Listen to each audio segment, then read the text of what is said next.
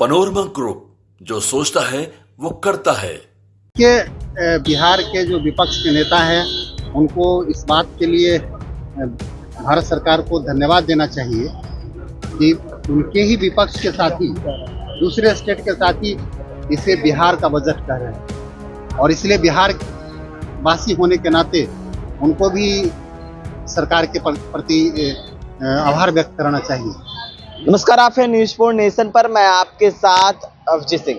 केंद्रीय राज्य मंत्री राजभूषण निषाद से सवाल पूछा गया कि बिहार के मुख्यमंत्री नीतीश कुमार को इतनी अहमियत क्यों दी जाती है, तो उन्होंने साफ तौर पर विपक्ष पर इशारों पर निशाना साधा है और क्या कुछ कर रहे हैं, पहले सुनने की बात हो। लालू प्रसाद यादव कर रहे हैं कि बीजेपी की सरकार बनने नहीं देंगे, हम लोगों के रहते बीजेपी की सरकार बन कैसे जाएगी।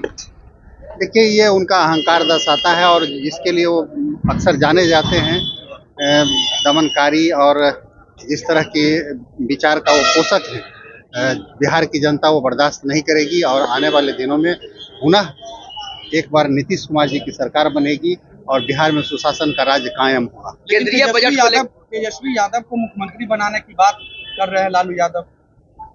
देखिए, ये एक सपना देखने जैसा है और ये बिहार की जनता कभी नहीं होने देगी। इसलिए नहीं होने देगी कि उनके शासनकाल को बिहार की जनता ने बहुत बखूबी झेला है और देखा है कि किस तरह से अपराध का बोलबाला था और बिहार में विकास का गति रुक गया था।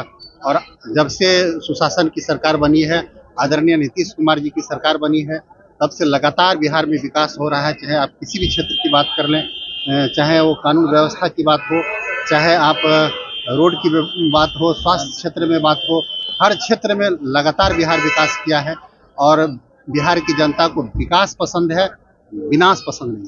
केंद्रीय बजट को लेकर केंद्रीय मंत्री के साथ साथ बीजेपी के मंत्रियों की सभी कह सकते हैं स्टेट में सभी जिले में लगाई गई है ड्यूटी। क्या लग रहा है चुनावी वर्ष में कितना फायदा होगा अगर लोगों के बीच जाए, प्रेस कॉन्फ्रेंस करे। देखिए, बिहार के जो विपक्ष के नेता हैं उनको इस बात के लिए भारत सरकार को धन्यवाद देना चाहिए कि उनके ही विपक्ष के साथी दूसरे स्टेट के साथी इसे बिहार का बजट कह रहे हैं और इसलिए बिहार वासी होने के नाते उनको भी सरकार के प्रति आभार व्यक्त करना चाहिए। निश्चित रूप से बिहार क्योंकि बहुत पिछड़ा राज्य रहा है, इसलिए बिहार को प्राथमिकता में रख करके ये बजट बनाया गया है, बिहार के पर विशेष ध्यान दिया गया है। इसलिए विपक्ष के पास कोई चूंकि मुद्दा नहीं है, इसलिए वो इस तरह की अनर्गल बात कर रहे हैं। मणिपुर में राष्ट्रपति शासन लग जाएगा। मणिपुर देखिए, जहाँ पर भी आवश्यकता पड़ती है, जहाँ भी कुछ ऐसी माहौल उत्पन्न होता है तो राष्ट्रपति शासन लगे।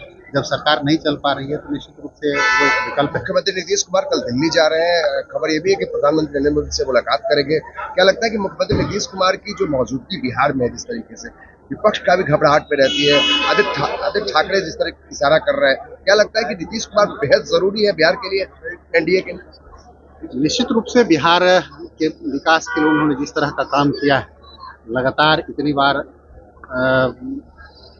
बिहार में रहे, तब से लगातार बिहार का विकास हुआ है।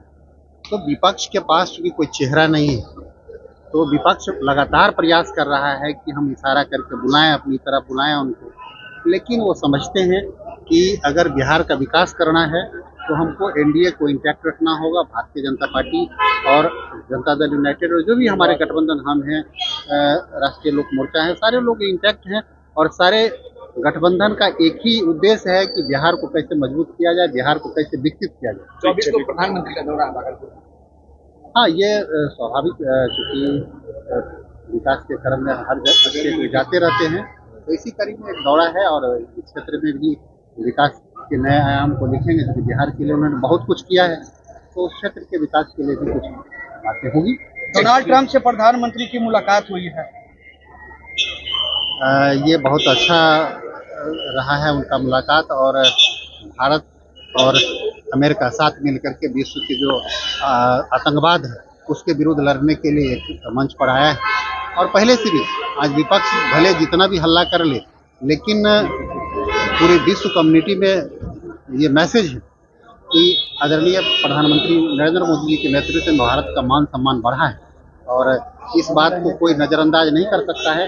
भारत के प्रेजेंस को, जिस तरह से उन्होंने उभारा है हम सब समझते हैं। एक सवाल है सर, मुख्यमंत्री नीतीश कुमार के जो बेटे हैं निशान, उनकी राजनीति में एंट्री की संभावनाएं हैं, विपक्ष के द्वारा आरोप भी लगाया जा रहा है, आप कैसे देखते हैं उनके परिवारवाद को लेकर आरोप? देखिए, जो लोग खुद परिवारवाद में लिप्त हैं और दूसरे के बारे में अभी सिर्फ अटकलें हैं, तो उनको बेचैनी हो रही है। जो आज तक परिवारवाद के पोषक जो पार्टी रही है, वो खुद आज इस बात का पहले वो जवाब दे कि उनके बच्चे जो अयोग्य बच्चे हैं वो जब आ सकते हैं, कोई भी आ सकता है।